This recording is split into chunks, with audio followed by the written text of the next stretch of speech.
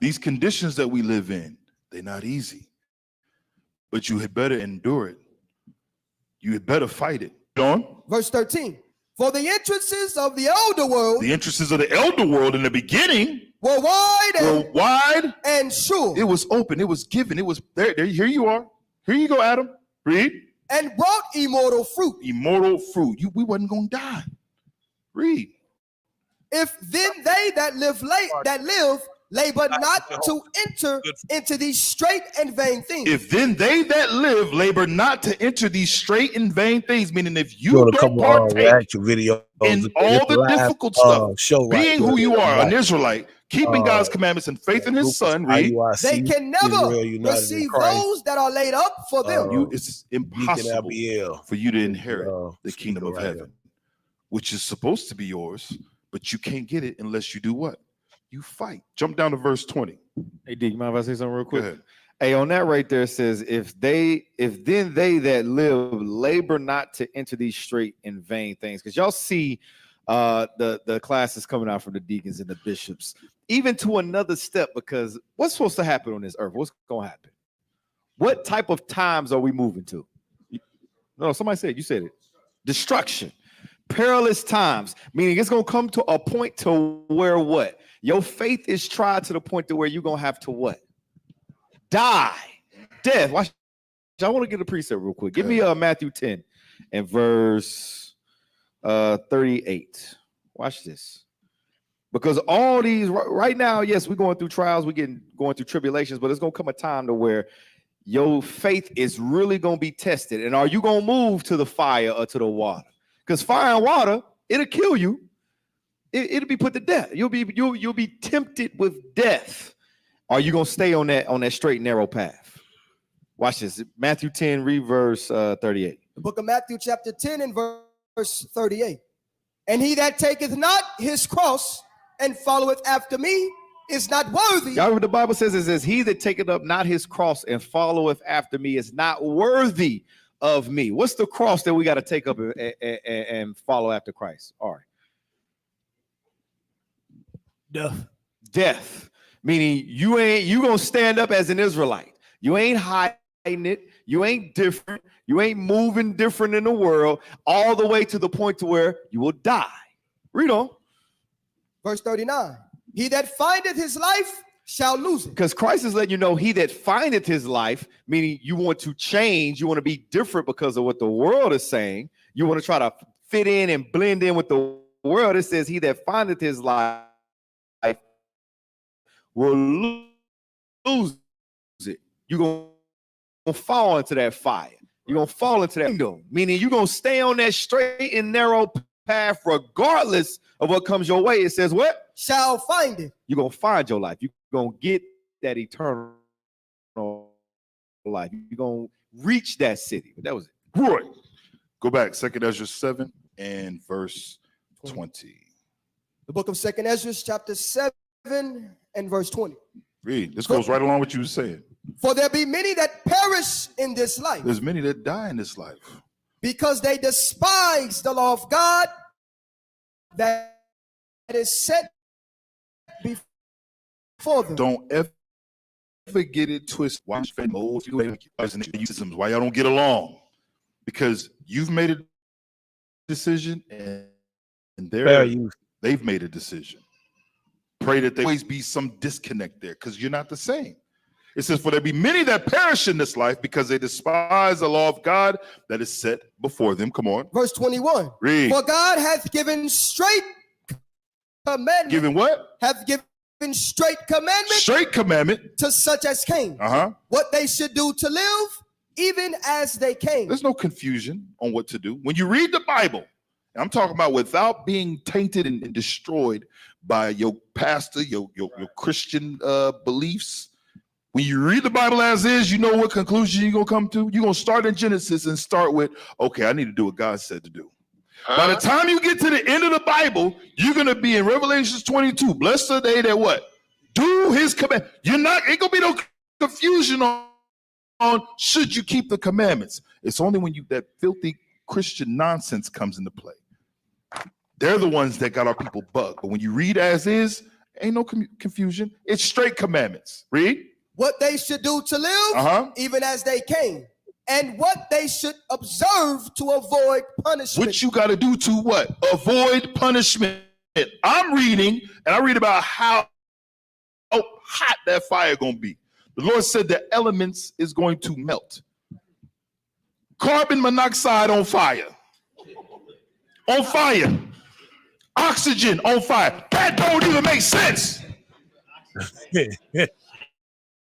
It's burning. What's burning? Water's burning. I don't know. That's how hot it's going to be. Read. Verse 22. Nevertheless, they were not obedient unto him, Come on. but spake against him, and imagined vain things, Imagine vain things. Read. and deceived themselves by their wicked deeds, and said of the Most High that he is not, Mhm. and knew not his ways. They say, God ain't real. That man, Listen, all buddy, that's y'all, superstition. watch what I watch with that. Where we come from? I don't know. See what y'all Read. think. Verse 24. Come on. But his law See if y'all have learn they something. despised, His law have they despised? and denied his covenants. Come on. And his statutes have not been faithful, and have not Yeah, performed take a his look. works. This is what's happened in the earth today. To Jump the to verse Israelite 46. Verse 46. Read. Israelite I answered then and said, Mind you, remember, he's speaking to an angel, right? Read. this is my first and last saying, Come on. that it had been better not to have given the earth unto Adam. He's saying, because he's looking at time, history, all that we've gone through. He's like, dang, in this situation, it had been better not to have given the earth to Adam. That's the conclusion Ezra came to. Read. Or else, Or else, when it was given him come on. to have restrained him from sinning. Lord God, you're God. You could have made it to where he didn't sin. That's where his mind is at. That's how he's thinking, right? Read on. Verse 47. Come on. For what profit is it for men now in this present time to live in heaviness, Mhm. and after death to look for punishment? He's looking at what profit is it? Here it is. We live in heaviness, and then afterwards we're gonna be punished. He's looking at life in general, like, damn. Read. O thou Adam, Oh, Adam. Damn, Adam. Read. what hast thou done? What did you do? Read. For though it was thou that sinned, Uh-huh. thou art not fallen alone, but we all that come of thee. Mm. For what profit is it unto Jump to us? 40. Jump to 57 now. So he's basically summing everything through all this now.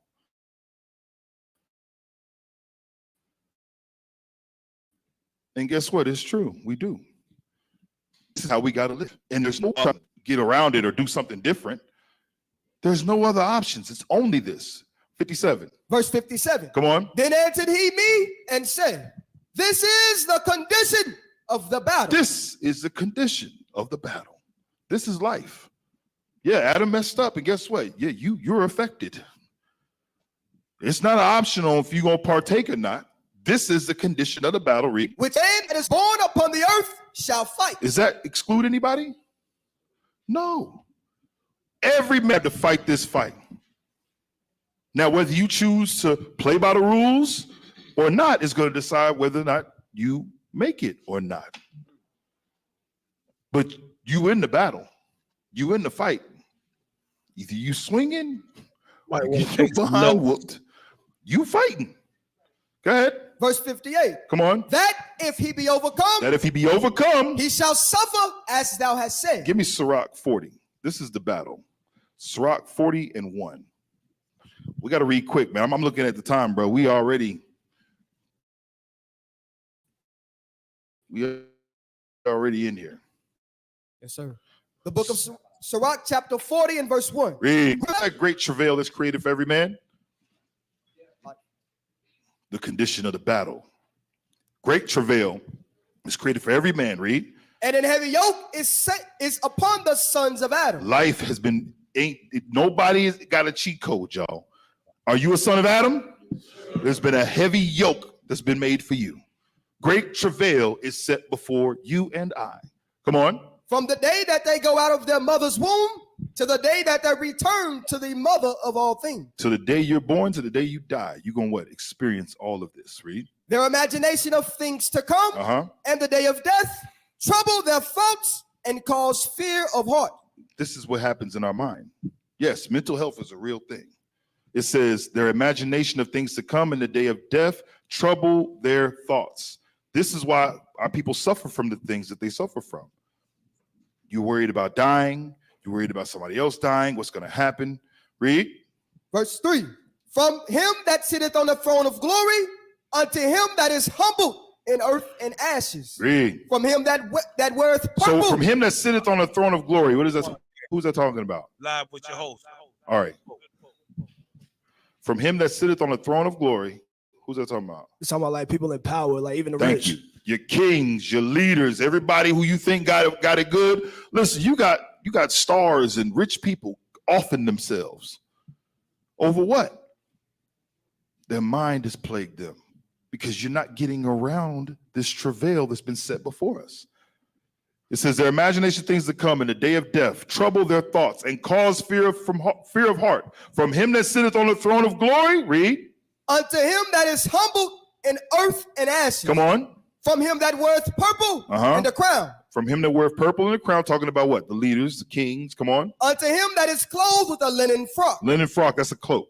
Him that's clothed with a linen cloak, come on. Wrath and envy. Trouble and unquietness, fear of death. What's unquietness? Ari? Meaning like they're unstable in their mind, like just like you talking about mental illness. That's that anxiety that you be feeling. That unquietness is that feeling inside. Here it is. You talk about stability. You don't know if you're coming or going. That fear. It says unquietness, fear of death, and anger. Read. And strife. And in the time of rest upon his bed, his night's sleep. To change knowledge. A little or nothing is his rest. And afterward he is in his sleep. As in a day of keeping watch, troubled in the vision of his heart, as if he were escaped out of a battle. So go back to 2 Ezra 7 and 57. The book of 2 Ezra, chapter 7 and verse 57. Come on. Then answered he me and said, this is the condition of the battle. This is the travail that we got to go through, y'all. Read. Which man that is born upon the earth shall fight. Come on. That if he be overcome, he shall suffer, as thou hast said. But if he get the victory. But if he gets the victory, he shall. If he fights, if he puts up a fight, if he swings back, come on. He shall receive the thing that I say. A lot of us got to realize we ain't fighting. You laying down. You getting stomped out. You ain't kicking. You ain't even bit nobody. You realize you in a fight for your life? It says, read. Verse 59. Come on. For this is the life. This is the life. Whereof Moses spake unto the people while he lived, saying, choose thee life that thou mayest live. Let's get that. Get Deuteronomy 30 and 19. No, what was Moses talking about when he said to choose life? Scripture after scripture. Never heard this many scriptures in this shorter time period. Keeping the commandments. Watch this. Read. The book of Deuteronomy chapter 30 and verse 19. Come on. I call heaven and earth to record this day against you. I call heaven and earth to record this day against you. Reading Come on. That I have set before you life and death. I showed you what is necessary to live and what you gonna do to die. Come on. Blessing and cursing. Blessing and what? Blessing and cursing. You see the options? Actually open. You either get blessed or you get what? Blessing and cursing. Deuteronomy 28, 1 through 14. Deuteronomy 28, 15 through 68. Come on. Therefore. Do what? Therefore choose life. Therefore choose life. Come on. That both thou and thy seed may live. Because these curses affect not only you, but our children. Y'all realize how much we've gone through? Give me the first captivity. Let me see if y'all remember. If y'all let's put things into perspective, all that we've been through. While he gets that, give me Exodus chapter 1 and verse 13. Hit the like button if you're watching. The book of Exodus chapter 1 and verse 13. Come on. And the Egyptians, show the image, please. On TikTok.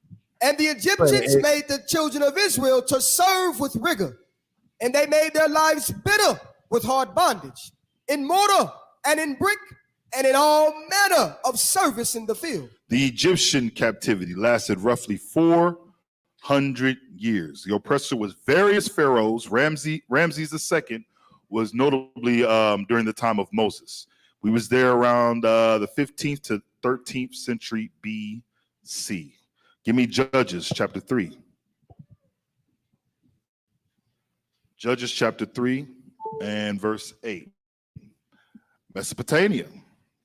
The book of Judges chapter 3 and verse 8. Come on. Therefore the anger of the Lord was hot against Israel, and he sold them into the hand of the Cushanithim king of Mesopotamia. And the Wait, say that again. Cushanithim.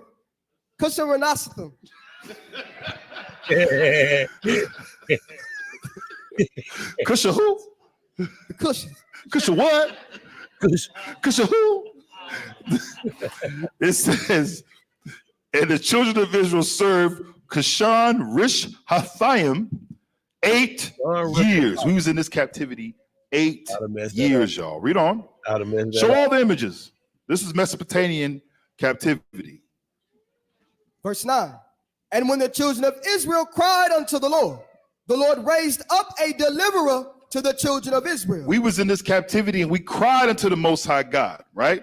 We was there from the late 14th century to the 13th century BC. We cried unto the Most High God for deliverance. Read. This is 8 years we was in this captivity. Come on. Who delivered them? Even Othniel, the son of Kenaz. Othniel, the son of Kenaz. Caleb's younger brother. That was one of the deliverers back then. He rose up to stand up for what? For our nation. Give me the next one. Give me Judges 3 and 12. This is a Moabite captivity. A lot of y'all, see, y'all be feeling for these nations. Y'all realize all these nations have partook in our demise? Somewhere down the line, they did some shady-ish. And guess what? He that leadeth into captivity shall go into captivity. Get that. Judges 3 and 12. Judges chapter 3 and verse 12. Give me the Moabite captivity. And the children of Israel did evil again in the sight of the Lord. And the Lord. Now wait, this wasn't unwarranted. we wasn't going through these things just because. We did evil in the sight of the Lord. Read. And the Lord strengthened Eglon, the king of Moab, against Israel. Read. Because they had done evil in the sight of the Lord. And he gathered unto him the children of Ammon and Amalek, and went and smote Israel, and possessed the city of palm. So he linked up with those two nations, Ammon and Amalek, to come against us, right? Read on. Verse 14. So the children of Israel served Eglon, the king of Moab, 18 years. We was slaves to Moab for 8 years. Give me the Judges 4. This is another Canaanite captivity that we were part of. Judges chapter 4 and verse 1. The book of Judges chapter 4 and verse 1. Read. And the children of Israel again did evil in the sight of the Lord. We did evil in the sight of the Lord. The Lord made good his word. Read. When Ehud was dead. Read. And the Lord sold them. What? He sold them into the hand of Jabin, king of Canaan, that reigned in Hazor, the captain of whose host was Sisera. So this captivity was around the 12th century BC, where we had to serve Canaanites. Give me Judges 6 and 1. We forget about all that we've gone through. It said continuous. It said continuous. Give me Judges 6 and 1. Judges chapter 6 and verse 1. This is the Midianite captivity. And the children of Israel did evil in the sight of the Lord. And the Lord delivered them to the hand of Midian 7 years. 7 years we served the Midianites. Come on. And the hand of Midian prevailed against Israel. And because of the Midianites, the children of Israel made them the dens which are in the mountains, and caves and strongholds. We was living like Edomites because of the oppression of the Midianites. That wasn't normal for us. Come on. And so it was when Israel had sown that the Midianites came up, and the Amalekites and the children of the east, even they came up against them, and they encamped against them and destroyed the increase of the earth. This was 7 years we served under them. Now give me the Ammonites. Judges chapter 10. Judges, the 10th chapter. I want the 6th verse. Yeah. So we got, so far, hold on. We got the Egyptian captivity, the Mesopotamian captivity, Moabite captivity, Canaanite captivity, Midianite captivity, Ammonite captivity. Read that. Judges 10 and 6. The book of Judges chapter 10 and verse 6. We ain't learned yet. Judges 10 and 6. And the children of Israel did evil again in the sight of the Lord. Come on. And served Baalim. The same thing's happening right now. White Jesus is being served amongst our people. No matter where you go. I went to the blackest side of the earth, slavery, Africa. And who are they serving? White Jesus. Read. And served Baalim and Ashtoreth and the gods of Syria and the gods of Sidon and the gods of Moab and the gods of the children of Ammon. Come on. And the gods of the Philistines, and forsook the Lord and served not him. Now notice what we was picking up, different things during these different captivities. We was picking up these doctrines, these lies, right? Read on. Verse 7. Come on. And the anger of the Lord was hot against Israel, and he sold them into the hands of the Philistines and into the hands of the children of Ammon.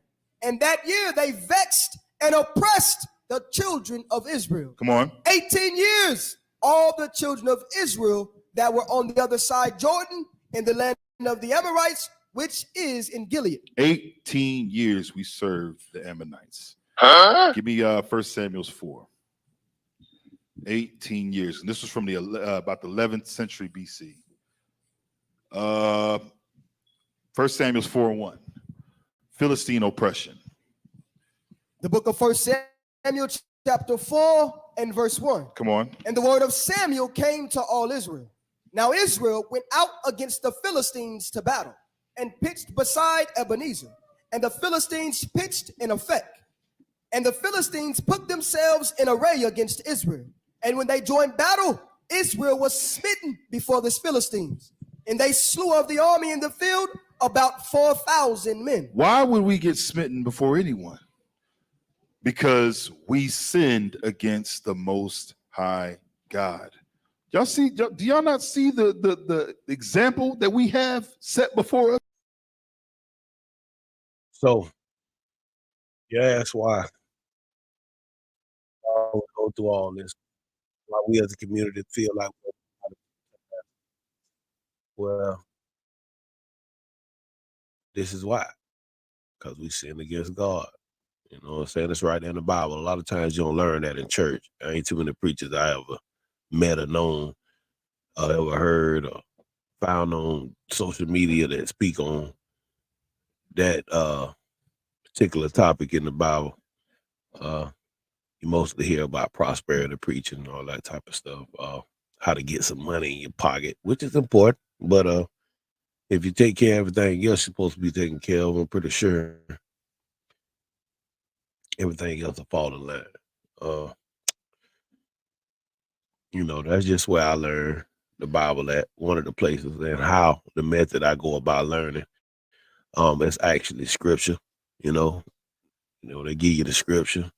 It's right there. You get to go look it up, read it for yourself. You know, they carry a dialogue with it, so you get to follow along. And it's a real learning environment, man, for our people. So, you know, you learn a lot about that Bible, the same Bible that you thought you knew about, you know, all your life, coming up under these pastors in the church, man. And, you know, as y'all can see, the pastors ain't turning out to be what they're supposed to be. So, you know, it is what it is, man. I'm just showing you it's another route, you know, to actually learn the right thing, the truth, you know, that God truly wanted you to know. You know, I ain't saying that I'm perfect. I'm just saying I'm on the way to being perfect, because it's possible. I actually learned that in the Bible as well. You won't never strive to do nothing if you don't, you don't know what you're running after. So, you know, it's a good thing to know what God expects of you. And it's a good thing to know how to achieve it. You know, they have instructions and leadership that can teach you that, you know, and show you the correct way and the correct method of doing things. All these pagan holidays, people celebrating, man, and brushing it off like it's okay and it's all good. That's another thing, man. Those are considered abominations, to God. So it ain't just something you can brush off easily. You know what I'm saying? A lot of people brush that stuff off like it ain't nothing, and it's crazy, man.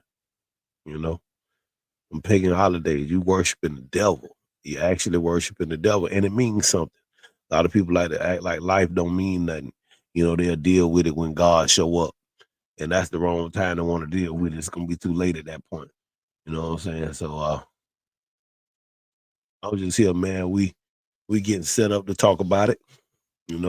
Just this is the podcast to talk about it. We finna open up the doors. We finna get the feet moving. We finna go to running hard, man. Stop being stupid. The podcast live with your host, good folk.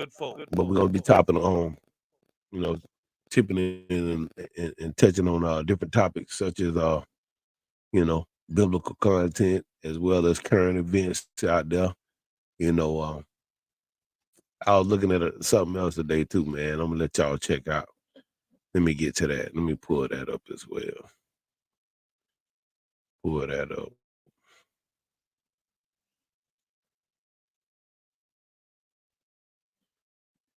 Pull something up for you in the meantime. I'll hear a little bit of raving music, man.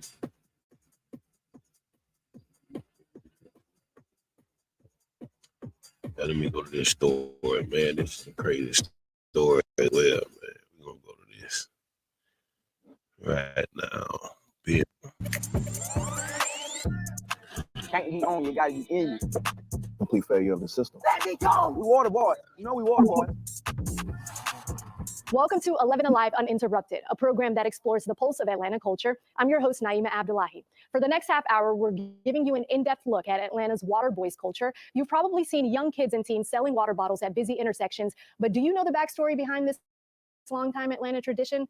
From the roadside hustle to the viral moments online, this special report will unravel the entrepreneurial spirit of Atlanta youth, the safety concerns, and the resources the teens need to not only survive, but to also thrive. To get started, let's introduce you to 3 teens behind Water Boys in the Hood, a brand with a purpose, and it shows why their hustle is so much bigger than the bottle. This the culture of them, like selling water. One of my best friends told me about it. That's what he was doing, selling water. You got it or you don't. It can't be on, you gotta be in you.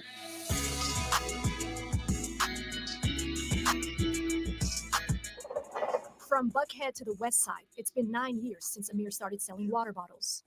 Well, when I first came a water boy, I was probably like 7, 8 years old, and I was with 3 of my friends. I was like, we should go sell water. Surge and Makai joined in, making it their after-school activity. They hustle so hard to provide. It's way bigger than just bottle. Their hustle, Water Boys story is bigger than just a bottle because it's just what it is, a life resource. Water is a life resource. Everybody needs water to live. What sets this trio apart from the other Water Boys, they transitioned from making street sales to building a brand.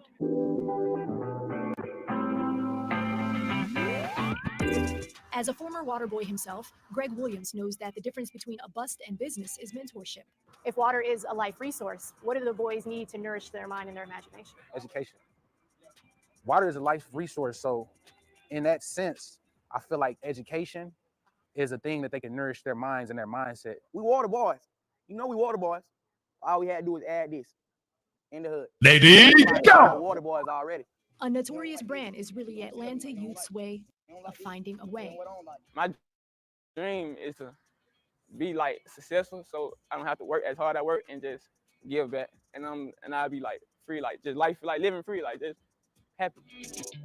That's what's up. Coming up after the break, our special report continues with a mother's plea. We shouldn't have to remember him like this. How Mika Pless's son lost his life over a $10 dispute, and why she says Most of their the story time, is that's how harder it than is. his It's a life. sad story. Most of the time, sad story.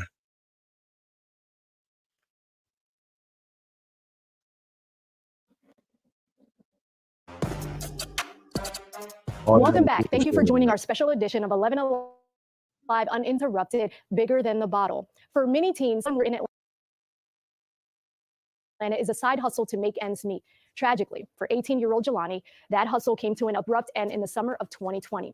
Earlier this year, we sat down with Mika Pless, his mother, who says the pain of losing her son is still so heavy 3 years later.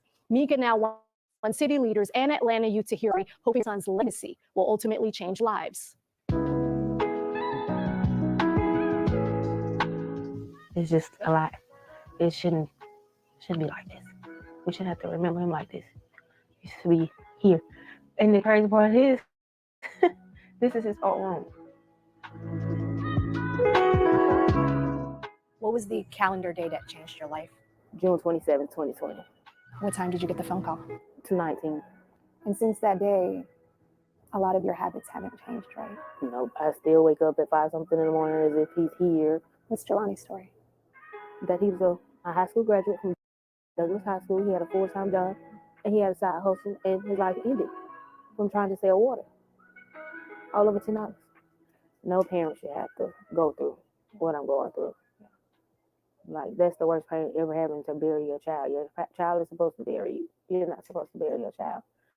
And he was my first and oldest. Everything that I put in that backpack that day before he walked out the door is still in the backpack. He bought that last bottle for the case of water. The last thing Jelani bought was a case of water. That's the receipt. And this is the change from it. These are the shoes that I put in there.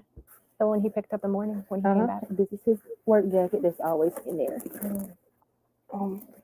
This is his Gatorade that I put in there.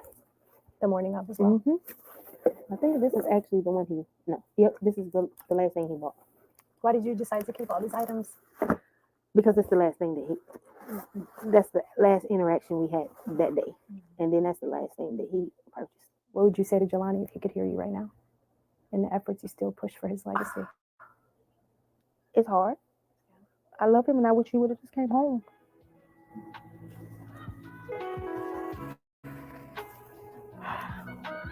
Can I give you a hug?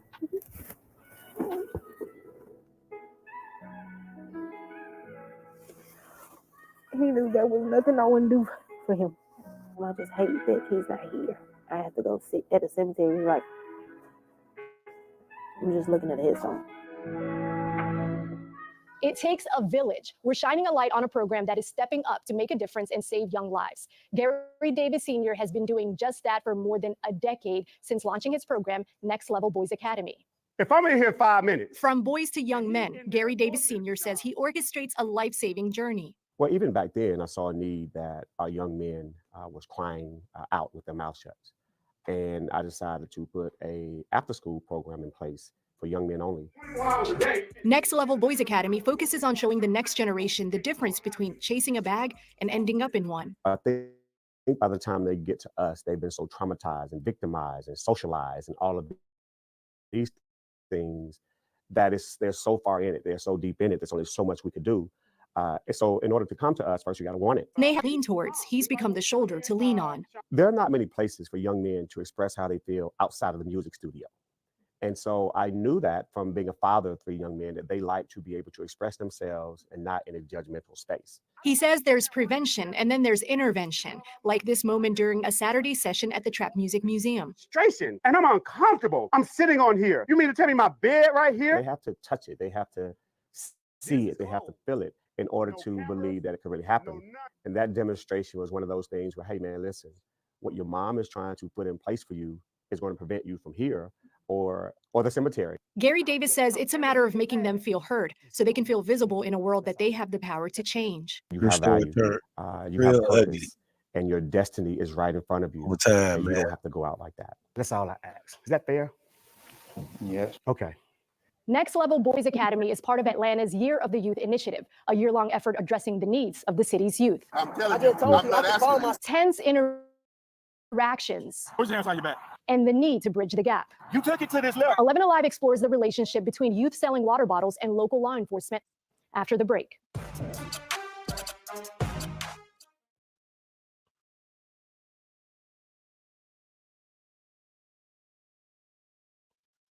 So rather than the police officer approaching and giving the kids an opportunity to learn the law, you know what I'm saying? You knew what you was going to arrest the kids for, or what you was going to approach the kids about. I feel like you being the adult and the officer, the professional person in the matter, you should have been approaching the kids, and you was doing it over time. I feel like you could have helped them get within the law. Only thing they needed was a permit, but kids coming from the hood and being 7 and 8 years old, they're not gonna know anything about that. Only thing they was knowing, thinking was, I'm a hustler, sell me some water and provide. So my thing is, if you're an officer, you being a police officer, when you think, if I was an officer, I would have thought, well, rather than going, I know what they doing it for, I know why they doing it, I would have went and, offer the information, well, here, won't you get your parents, or won't you take the steps to go down and get a permit, or I may have shown you how to go get a permit. You know what I'm saying? Or created a program within the police department rather than running out there arresting kids and body slamming kids and changing their whole life by giving them criminal records for selling water. So you could have been the cop of the month, a cop of the year, just by creating a new program and going and helping the kids. You know what I'm saying? Learn how to get a permit, learn how to do business, just like this lady this in this video I'm gonna show you. This story turned real ugly real fast. Started out a good, it turned ugly. Check the video. Welcome back. I'm Naima Abdullahi. Kids and teens sell water bottles at busy intersections, but as well numerous records to find out what's happening when Atlanta's so-called water boys are met with officers asking them to leave. This is what it looks like when Atlanta police interact with teens selling water bottles on street corners. Put your hands on your back. No. Put your hands on your back, man. Man, get on me, The first incident, a 19-year-old with a water cooler refusing to leave. You took it to this level. Y'all take it to the level. Let me go. In the second video, a minor offers to get up and leave the street corner. My response is a complete failure of the system. Civil rights attorney Gerald Griggs says these types of interactions can be so damaging in the long run. Let me go. Just let me go. I right what y'all doing right now. You on my life. This particular young person is telling the law enforcement you're ruining my life, and they actually are, because if he's charged with obstruction, felony obstruction, or any of the other offenses, it's going to go on his record, and then he won't be able to do the thing. I was speaking on, a little earlier, it's crazy because you could have created a program and actually went and the kids could have learned something. They could have learned how to pull a permit from the city. You know what I'm saying? You could have been the avenue for that. But rather than do that, to kids that look just like you, I see all these black officers just attacking, man. They worse than the other kind, It's crazy, man. Real crazy. You rather Gone left real Absolutely. All it would have taken was a struggle, a way of tasing, and ultimately a potential police involved incident. Put your hands on your back. Not answer.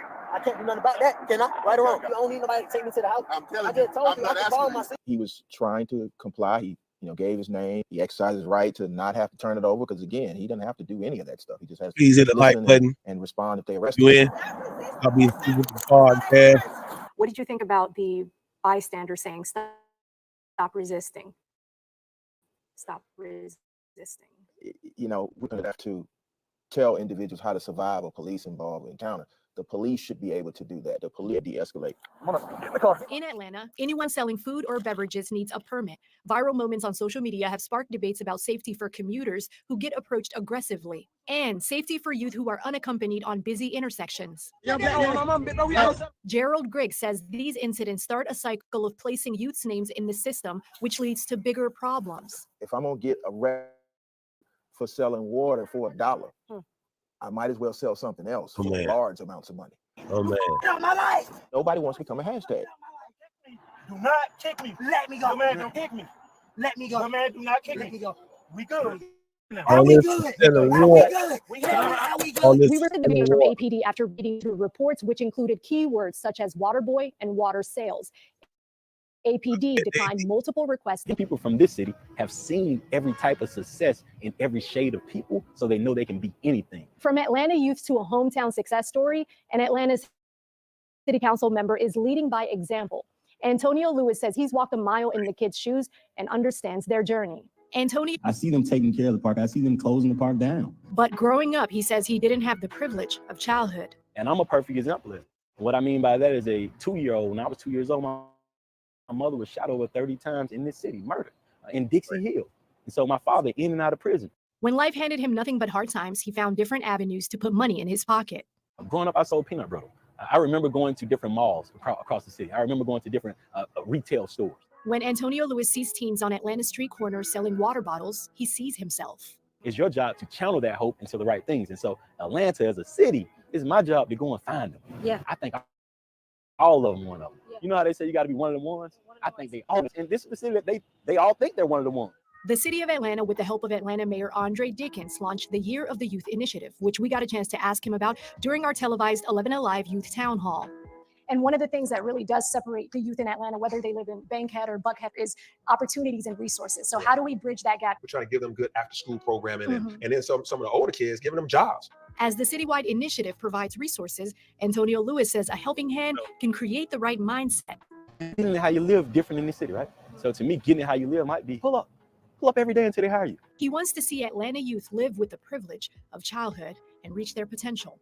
Young people from this city have seen every type of success in every shade of people, so they know they can be anything. Yeah. Still ahead in our special edition of 11 Alive Uninterrupted, how 2 community leaders have been deemed guardian angels for Atlanta youth. Stop being stupid, the podcast.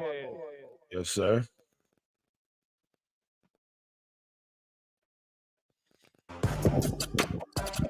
Welcome back and joining us. When it comes to Atlanta teens, 2 community members are making it their personal mission to meet ATL youth where they are, with the help of their program, Helping Empower Youth.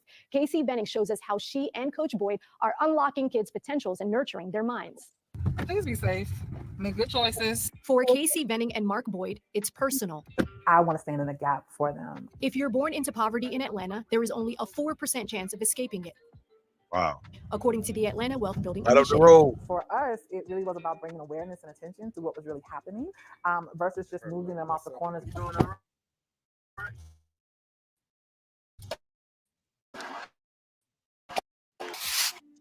Just like this. Carefully developed youth, Boyd, who the boys refer to as Coach, to recruit and keep the kids engaged. From everything that happened on the outside to everything that's going to happen here in Miss Catherine Johnston's space. Miss Catherine Johnston's home is the same spot where the 92-year-old woman was shot and killed by police serving a no-knock at wrong address. You were the first here today. Today, the Hay program shows how a once tragic location is a safe space for the next generation. With Miss Casey, like he said, she like our mama. What's the problem? She done taught us about like how to build big businesses. Like, you know, like in the world, nobody else will never tell you anything. Like, While Casey shapes minds, Coach Boyd is working on growing retention. For the former Marine, service now looks like this, helping keep boys from joining gangs or dropping out from school. For them, this is a no judgment zone. where we was raised, we really didn't know proper grammar, or we really didn't talk to people. So like they helped us out a lot too. In the midst of the George Floyd protests, Casey stepped in to escalate tensions between the activated protection mode. Because so many times young people, I found myself digging my heel. In Atlanta youth selling water bottles know there's a story behind it that the child is not responsible for.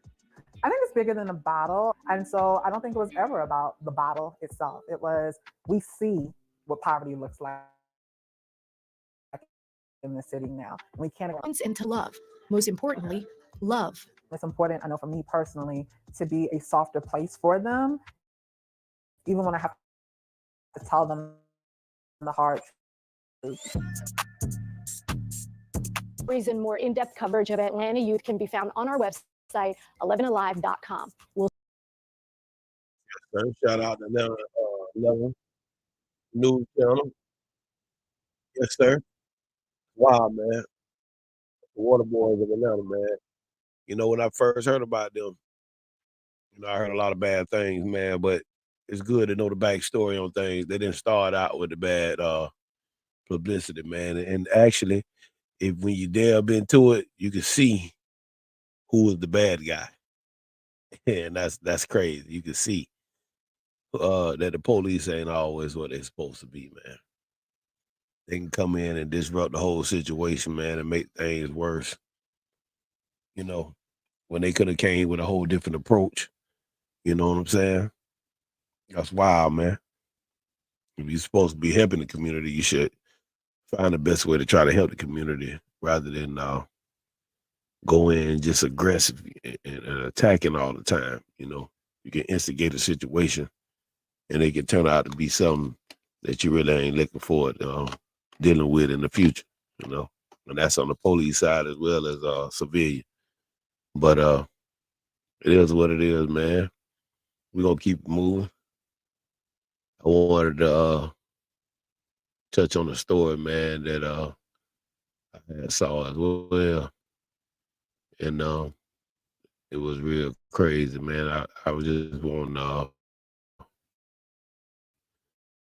put that out and see what I know about it.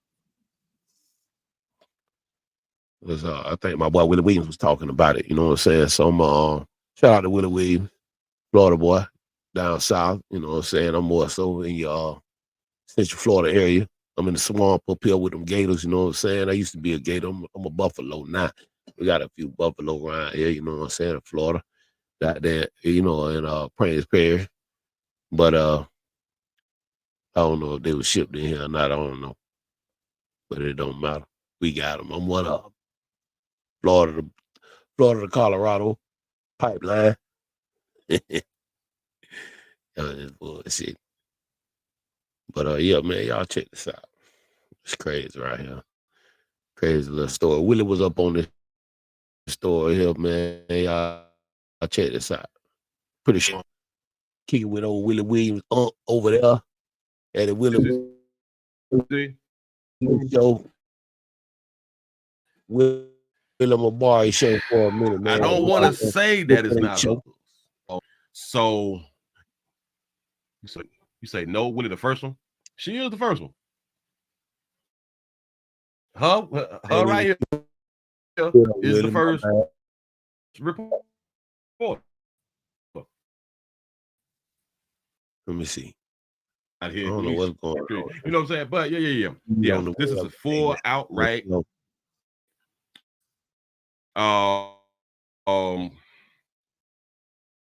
What is that word that he had to use? Discriminatory. This can build a business and shit like that. Oh, they can drink all the Coronas. Oh, they can drink all of that. Them 3-4 cases of Corona. We don't care nothing about that. It's that reefer that we can buy. You know? Oh man, y'all smoke. But now, if let's say if you was like, if you was like the electrician on the job, or you was like the plumber, I did a part of AC, like the landscaping dudes on the job, the roofers on the same job, y'all can smoke. I want y'all to really think about this right here. If you was any other part of that construction job, you can smoke. It's just the ones who bill can't smoke. So the plumbers, the electricians, they can blow. They can blow all day long. The roofers, the ones who are going to put like the roof on top, they could blow. Not the ones who put the building together. That's what's up. That's what's up. Oh, man, moving right along. Ain't gonna be much hold you. This is your lawmakers. You can't smoke